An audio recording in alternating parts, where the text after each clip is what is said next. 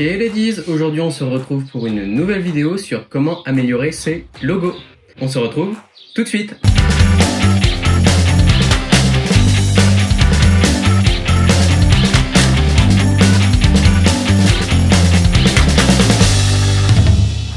Pour faire la réalisation d'un logo, il ne vous suffit pas de faire juste une représentation sur votre logiciel. Que ce soit sur Illustrator ou un autre éditeur, il faut avant tout faire les bases. Et les bases, ce sont tout simplement de prendre un carnet et un crayon. Prenez votre papier, prenez votre carnet ou même un crayon, baladez-vous, amusez-vous, voyagez et n'hésitez pas à faire des croquis. Si par exemple vous avez une tablette ou si par exemple, tout comme moi, vous n'avez pas passé le cap, moi j'utilise Photoshop. Je n'ai pas passé le cap d'utiliser la tablette graphique. J'utilise toujours ma souris, oui, j'utilise toujours ma souris et je fais très souvent des réalisations graphiques et avant de les réaliser, j'utilise souvent Photoshop pour faire mes croquis. Soit je fais mes croquis directement sur le papier, je les scanne et je les mets sur les logiciels. Ou alors, je fais directement l'illustration sur Photoshop que j'améliore. Pourquoi? Parce que ça me permet justement d'utiliser les perspectives, les déformations, tout simplement. Ça me permet justement de faire des créations graphiques et des logos type assez rapidement et de les proposer à mes clients. Ça me permet justement de prendre du recul et justement de les modifier. Quand vous faites la réalisation d'un logo, il ne vous suffit pas tout simplement de faire un croquis. Prenez du temps justement pour apporter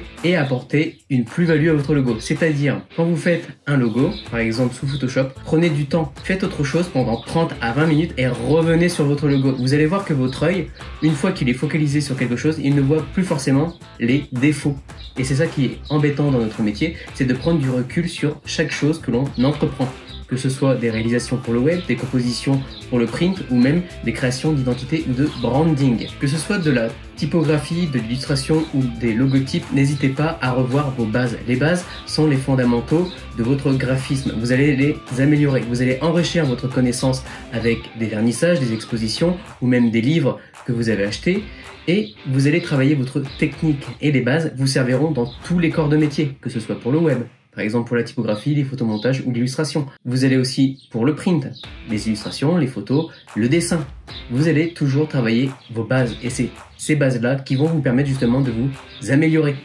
N'hésitez pas également à demander des conseils autour de vous à des personnes qui ont plus d'expérience ou même à votre entourage. Ça vous permettra justement d'avoir un œil externe. Des fois on est focalisé sur un style graphique ou même sur des couleurs alors que des fois on est complètement à côté du projet. Et c'est hyper important d'être centré sur les besoins de son client. Ça ne sert à rien de faire que du joli. Répondez à une problématique et ça sera d'autant mieux pour votre client.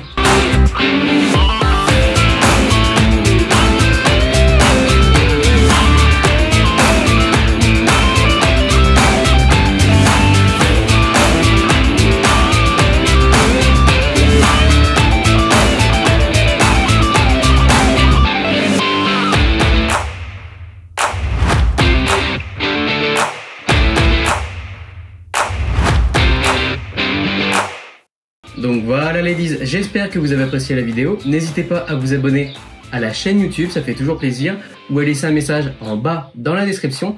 Je reviendrai vers vous avec de nouveaux sujets sur le statut des freelances et sur le graphisme en général. À très vite!